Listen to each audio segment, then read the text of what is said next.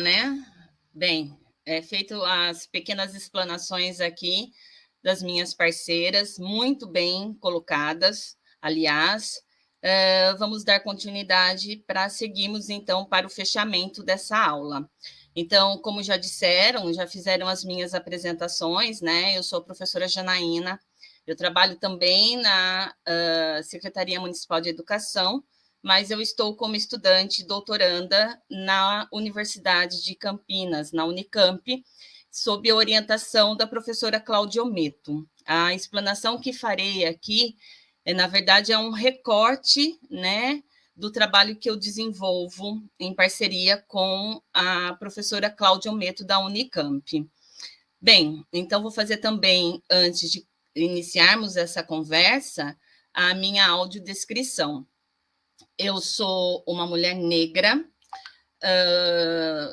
tenho os cabelos longos e negros também, olhos pretos, e eu estou trajando uma blusa de lã rosa. Antes de iniciarmos, eu penso que é interessante, mais uma vez, reiterar aqui os nossos agradecimentos, né, em nome da Secretaria Municipal de Educação.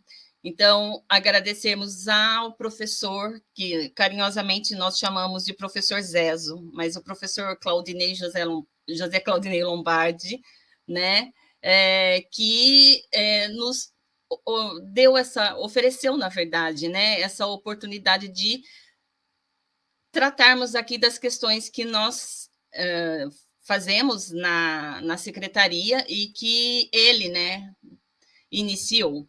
Bem, então, eu agradeço o convite e estamos aqui, então, para estabelecermos um pouco essa conversa. A título de contextualizar, então, a parte que eu farei, que coube a mim fazer, vocês vão assistir um vídeo de uns 2 minutos, no máximo, e esse vídeo é da Manuela. Então, a gente carinhosamente chama Manuela de Manu. Este vídeo, ele chegou em minhas mãos de uma maneira muito inusitada.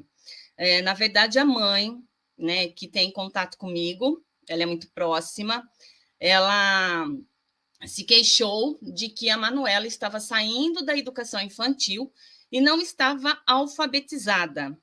E, diante, né, do que os relatos que a mãe apresentou, ela estava muito preocupada, porque ela comparava, na verdade, Manuela com a irmã mais velha, que hoje já é uma adolescente. E, na época, a mãe queixou-se que a Manu ela ainda não estava fazendo o traçado das letras corretamente, que ela não estava estabelecendo as relações entre som e a grafia das palavras, que ela não estava sequer interessada em fazer, né, a escrita, aliás, escrever algumas palavras, né, fazer o registro escrito das palavras, e que a Manuela só tinha interesse de brincar.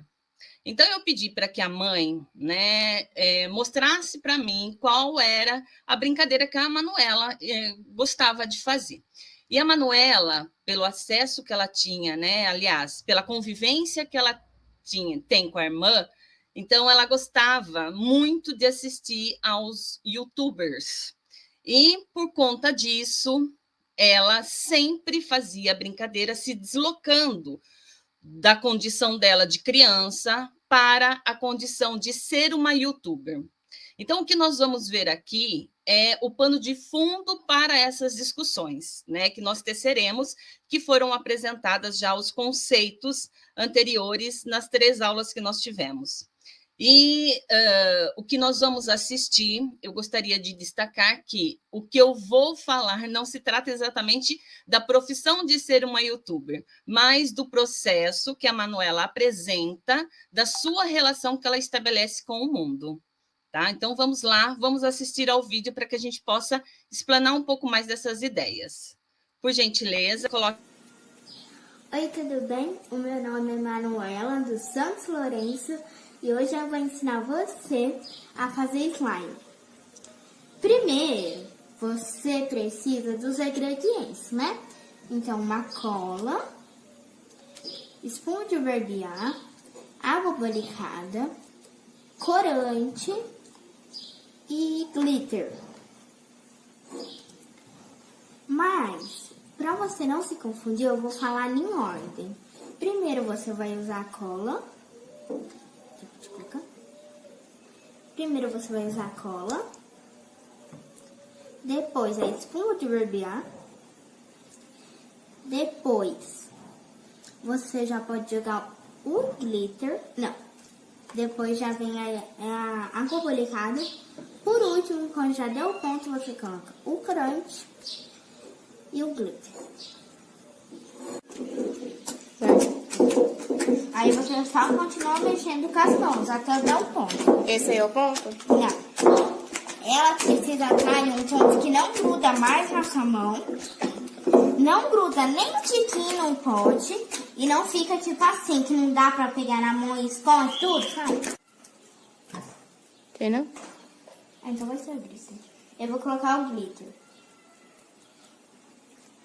Vou misturar. Passa o dedo aqui dentro, velho. Fio o dedo aí. Toca pra um lado e pro outro.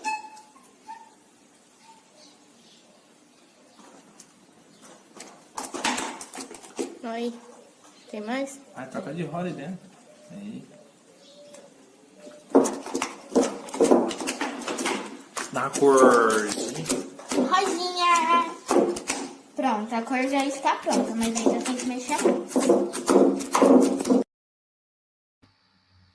Bem, de volta, né, às nossas discussões, vocês viram e perceberam que a Manu, ela tem a colaboração, né, da irmã e também de um primo que ajuda ela a fazer essas gravações. Lembrando que a Manu, ela não tem um canal, né? Mas ela se dispõe a brincar e eles, nessa relação de brincadeira, que eles até gostam, eles acabam filmando a Manu.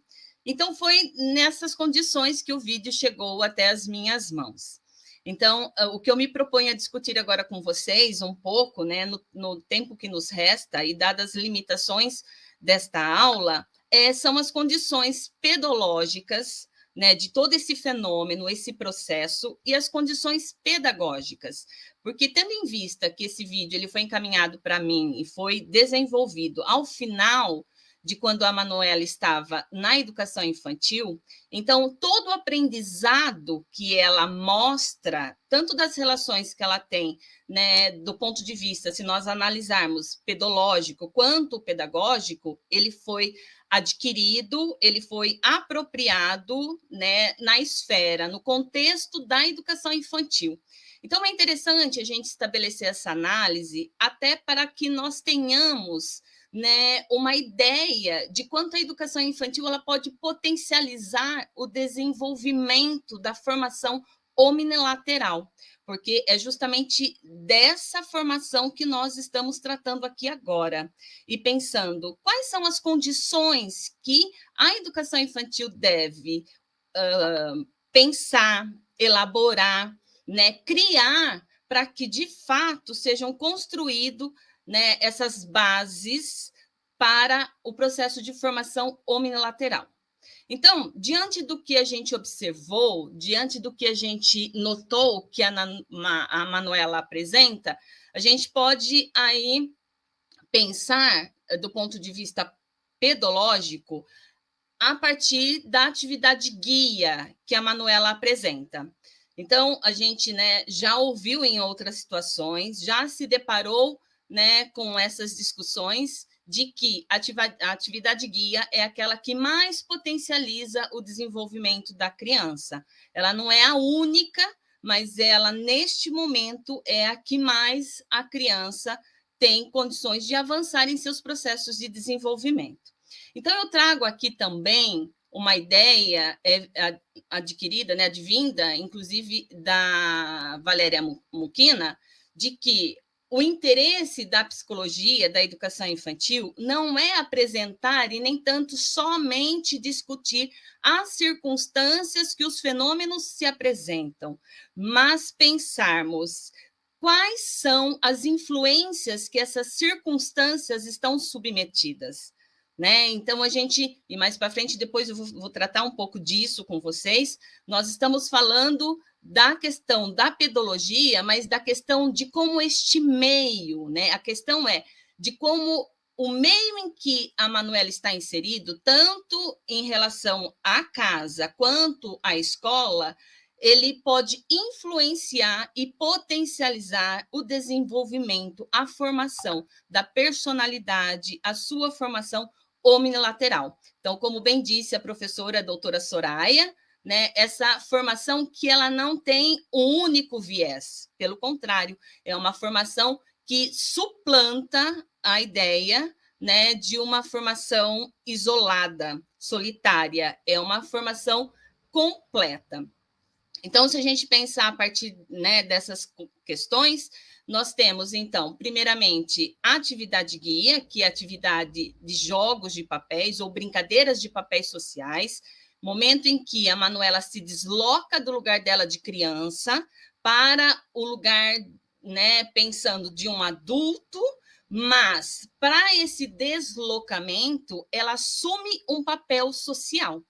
Ela assume uma condição que exige dela um comportamento diferente do comportamento que ela tem no seu cotidiano.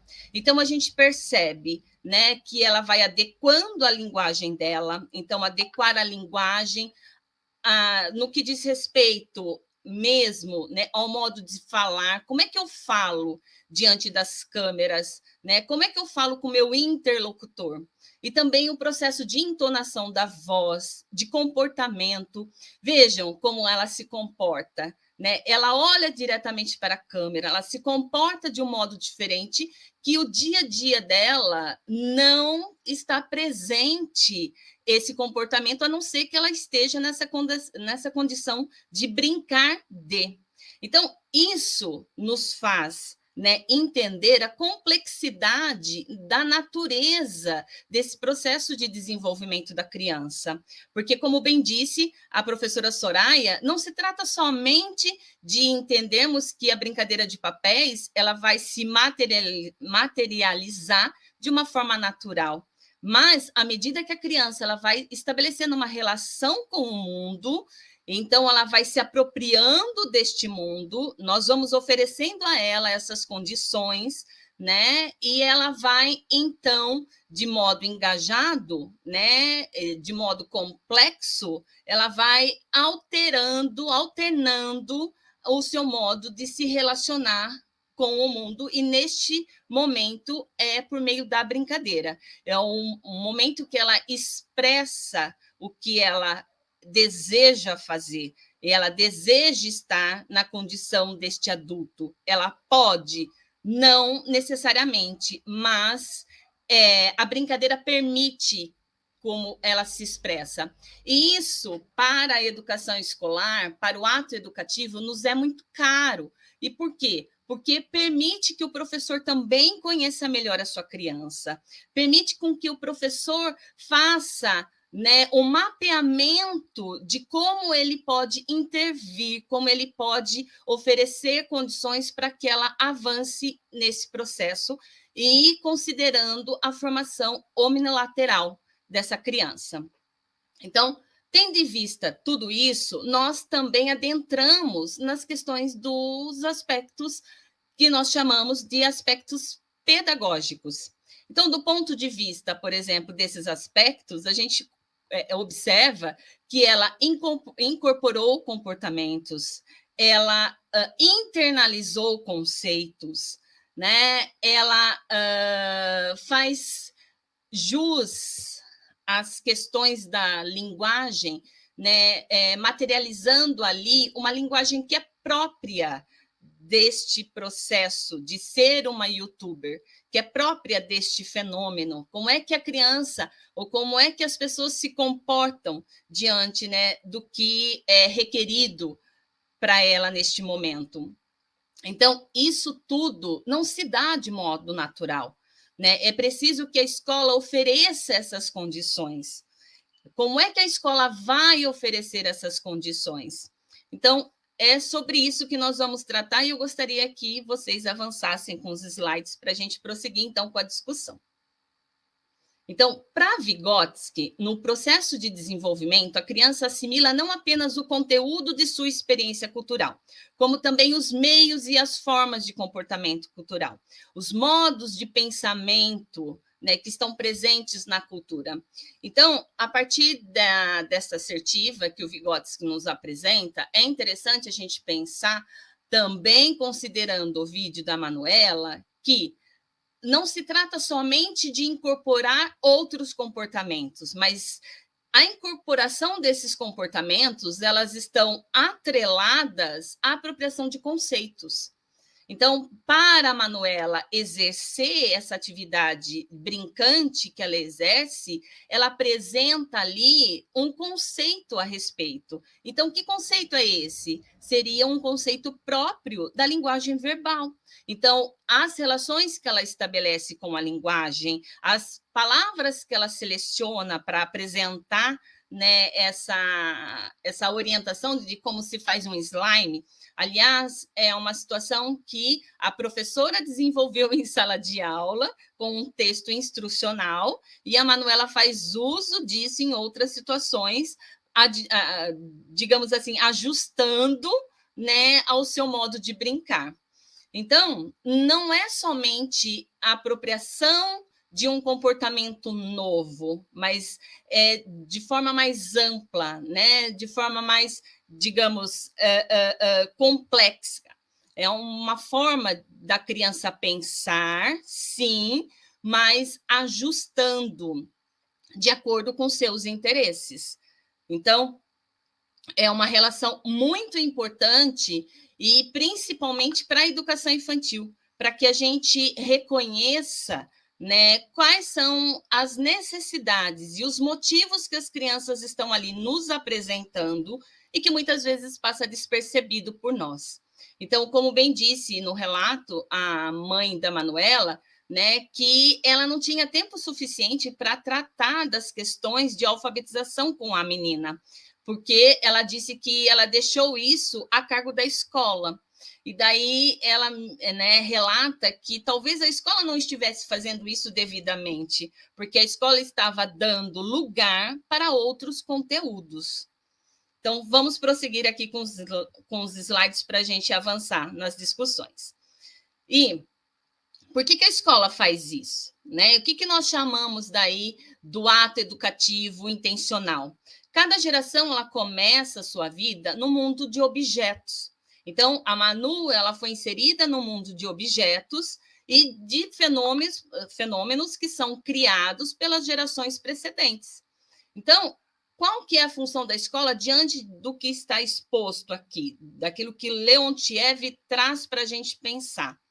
Que a escola ela deve prever condições para que este mundo seja decodificado para ela, para que este mundo seja apresentado a ela. É pensar, né, naquilo que a Juliana falou também, no conteúdo, na forma e no destinatário, como a própria Lígia Martins, né, nos orienta a ser feito. Então, a criança ela se apropria-se das riquezas desse mundo participando dessas situações. E é no trabalho, na produção, nas diversas formas de atividade social e desenvolvendo as aptidões especificamente humanas.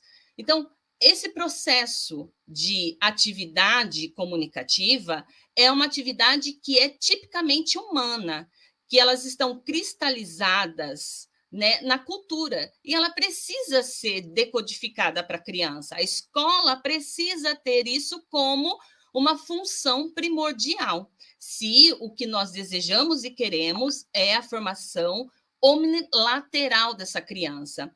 Então, com efeito, mesmo a aptidão para usar a linguagem articulada só se forma em cada geração pela aprendizagem da língua, que se desenvolve num processo histórico em função das características objetivos da língua. Então, vejam, o que a Manu mostra é uma certa apropriação, um certo conhecimento a respeito de um gênero oral discursivo, que só é possível ela se apropriar deste gênero oral, da forma como ela mostra essa apropriação, se a escola, então, prevê as condições necessárias para que isso ocorra. Então, essas condições elas devem ser objetivas, claras, intencionais. Caso contrário, a criança ela não terá a mesma condição de apresentar com a mesma clareza, né, este fenômeno que nós acabamos de observar. Então, vamos para o próximo slide para que a gente continue a discussão. O desenvolvimento da criança, ele implica uma qualificação de seus comportamentos, um processo que não se dá naturalmente, como vocês já ouviram isso diversas vezes, né? Aqui nesse espaço que nós temos de formação. Mas sim à medida que um novo comportamento em função e estrutura é requerido na atividade da criança. De acordo com Leontiev, é a atividade principal no desenvolvimento da criança em determinado período da vida. Então, como já dito, né, a atividade principal é aquela que nós chamamos de atividade guia. Ela não é a única, mas é a que mais potencializa o desenvolvimento, no caso da Manuela, né, e que mais ajuda, né, fornece elementos para que ela tenha uma compreensão melhor deste mundo. E tratando-se também das questões da qualificação, então eu gostaria de chamar a atenção, né? E aqui em Limeira a gente trata muito a respeito disso. Não se trata de uma situação de quantificar as atividades. Muitas vezes na educação infantil a gente tem muito essa preocupação, né? De traçar a letra, de aprender o som que aquela letra apresenta. É claro que isso é importante, né? Afinal de contas, faz parte do nosso sistema da própria língua, assim como estava, né, registrado aqui, foi apresentado no slide anterior. No entanto, isso não é suficiente para a formação hominilateral. O que nós queremos é suplantar essa ideia simplista e dizer que a qualificação requer do professor uma qualificação em suas atividades, uma qualificação de como essas atividades elas são apresentadas e chegam até a criança. Isso significa que, então, naquele livro que foi traduzido, da psicologia e pedagógica, que foi traduzido, se eu não estiver enganado, em 2021, pela professora Zoya Prestes e pela professora Elizabeth Tunes, tem um capítulo reservado para a Neta de Vygotsky, que é o primeiro capítulo, inclusive tem em PDF, está disponível para quem tiver interesse. Ela vai dizer que uma proposta pedagógica partindo da perspectiva histórico-cultural, ela deve ter como premissa partir daquilo que faz sentido para aquilo que traz significado. O sentido que ela está dizendo está baseado na questão do interesse da criança. E não é buscar o interesse no sentido, né, de vamos ver se a criança tem interesse de apropriar-se desse conteúdo. Não é isso exatamente. Interesse, na verdade, quando ela nos chama atenção, ela está chamando a atenção de que qual é a atividade que a criança está se relacionando agora? Qual a atividade que a criança estabelece com o mundo? Atividade que faz com que ela perceba, com que ela capture, né, as questões que estão cristalizadas, os conteúdos que estão cristalizados na cultura. Então, se é atividade de jogos de papéis, de brincadeiras de papéis, por que não utilizar essa atividade para trazer para a situação os conteúdos, que é partindo daquilo que tem sentido para o que traz significado, que são os conteúdos escolares. Então, A Lígia Márcia Martins também, ela fala muito a respeito da tensão problematizadora que deve acontecer, que quando a gente pensa em partir das necessidades da criança, é tensionar, né, de forma dialética o conteúdo que precisa ser explorado, né, que precisa ser trabalhado em sala de aula, com o processo pedagógico, que é as ações, as atividades que a criança desenvolve, as relações que ela estabelece com o mundo. Então, essa tensão problematizadora, ela é muito importante, principalmente para as questões relacionadas ao processo educativo na educação infantil. Então, prosseguindo, né, com os nossos slides, quando a gente pensa, né, em como transpor isso do sentido para aquilo que traz significado, eu trouxe aqui algumas ideias, algumas sugestões do que pode ser feito a partir do livro, né, literário. Então, muitas vezes a gente tem essa preocupação, né, dessa transposição para a sala de aula. Como é que eu posso pensar essa transposição, pensando a partir dessa formação hominilateral, né, para a minha sala de aula, de modo que tenha sentido e que traga significado para as crianças? Então, Janaína, desculpa, 5 minutos, tá? Obrigada. Tá bem, pode deixar, eu estou encerrando aqui.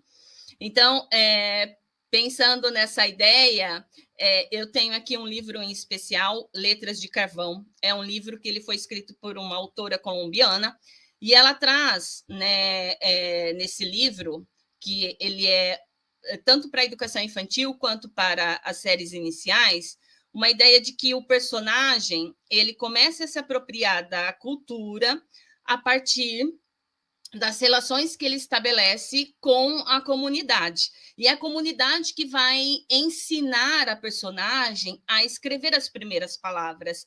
E ela utiliza o carvão. Essas palavras vão trazendo significados para ela de acordo com as experiências de vida que ela tem. Então, é muito interessante esse livro, porque além de trazer essa história, ela faz parte de um relato verídico, né, que foi extraído de uma comunidade afrodescendente da Colômbia.